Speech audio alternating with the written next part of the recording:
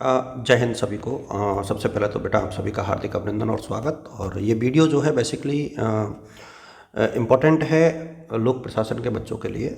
मेरी पारकर फॉलेट के तीन जो कॉन्सेप्ट हैं जो सिलेबस में भी मेंशन है, प्राधिकार, उत्तरदायित्व और नेतृत्व, इनके ऊपर हम लोग डिस्कस कर रहे हैं। मेरी पारकर फॉलेट, देखिए, प्रबंधन और संगठनात्मक के जो सिद्धांत है इसमें मेरी पारकर फॉलेट ने जो ये योगदान दिया है ना, वो बहुत ज़रूरी था। फॉलेट ने जो है दो चीज़ों को बहुत महत्व दिया था। वो था एक तो ह्यूमन रिलेशन यानी मानवीय संबंध, और दूसरा जो है पार्टिसिपेटरी मैनेजमेंट यानी सहभागिता।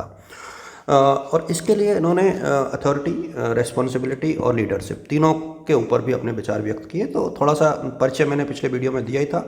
मैंने ये भी कहा था कि ये दोनों किताबों के नाम आपको याद करने हैं। न्यू स्टेट और क्रिएटिव एक्सपीरियंस, दोनों ही बुकों के नाम आपको याद करने हैं। देखिए, अधिकार की जब यानी बात की मेरी पारकर फॉलेट ने, तो मेरी पारकर फॉलेट ने लोगों पर शक्ति के बजाय लोगों के साथ शक्ति की अवधारणा का समर्थन किया। यानी स्थिति में निहित होना चाहिए अधिकार, ना कि पद में। विशेषज्ञता से उत्पन्न होना चाहिए, कार्यात्मक और परिवर्तनशील, और सहयोग और सहमति की बात इन्होंने की थी, जिसे इन्होंने रचनात्मक संघर्ष का नाम बाद में दिया था। तो अधिकारों का स्रोत इन्होंने एक प्रकार से सहयोग और सहमति को माना। इन्होंने पद को नहीं, स्थिति को महत्व दिया। और इसीलिए इन्होंने स्थिति का नियम का प्रस्ताव दिया था कि जिसमें निर्णय की स्थिति आवश्यकताओं से निर्देशित होते हैं, न कि व्यक्तियों की इच्छाओं से। तो एक तो ये जो इनका विचार है अधिकार के ऊपर, इसको थोड़ा सा आप लोग इसी नज़रिए से देखना, क्योंकि जो ट्रेडिशनल प्राधिकार है वो तो पद, ऊपर से नीचे की ओर आज्ञा का पालन और इसके ऊपर बेस्ड होता है। यदि हम लोग रेस्पॉन्सिबिलिटी यानी उत्तरदायित्व की बात करें, तो देखिए, इन्होंने व्यक्तिगत उत्तरदायित्व तो प्रत्येक सदस्य अपने कार्य के लिए जवाबदेह होता है। सामूहिक उत्तरदायित्व में पूरी टीम जिम्मेदार होती है और अंतिम परिणामों और प्रभावों की जिम्मेदारी ली जाती है, और निर्णय लेने की प्रक्रिया के लिए भी एक प्रकार से जवाबदेही होती है। फॉलेट के अनुसार उत्तरदायित्व केवल अधिकारियों के लिए नहीं बल्कि सबके लिए होना चाहिए। ऐसा नहीं कि सिर्फ उत्तरदायित्व को केवल अधिकारियों के लिए हो, ये सहकर्मियों के प्रति और स्वयं के प्रति भी होना चाहिए। उन्होंने प्रभावी उत्तरदायित्व की जो भूमिकाएं थी वो स्पष्ट पारदर्शिता बनाने का प्रयास किया था। नेतृत्व के यदि हम लोग सिद्धांत की बात करें तो सहयोग और समन्वय की इन्होंने बात की।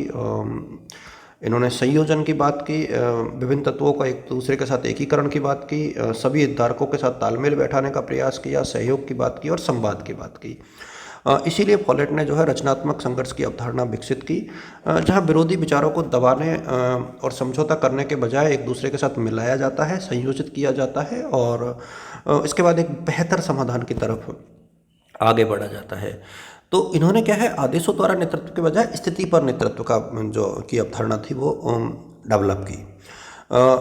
और इन्होंने जो है स्थितिजन्य नेतृत्व और फ्लेक्सिबिलिटी की बात की, और इसीलिए इनका योगदान अपने आप में बहुत इम्पोर्टेंट माना जाता है। देखिए, आधुनिक जीवन में जो है फॉलेट के जो विचार हैं वो नवाचार को बढ़ाते हैं, एडेप्टेबिलिटी को बढ़ाते हैं, अनुकूलन को, इंक्लूसिवनेस और डाइवर्सिटी के ऊपर फोकस है, यानी समावेश और विविधता के ऊपर, और जो नेटवर्क और पारिस्थितिकी तंत्र है इसके ऊपर इन्होंने बात की।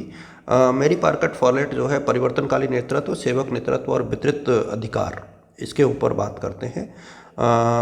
मनुष्य को जो है एक प्रकार से जीवन समुदाय मानते हैं, न कि एक प्रकार से मशीन। अच्छा, ये चीज़ें बहुत इंपॉर्टेंट भी है। मैं चाहूँगा कि आप लोग इन सबको पढ़ें और एक दूसरे के साथ साझा करें। Thank you so much.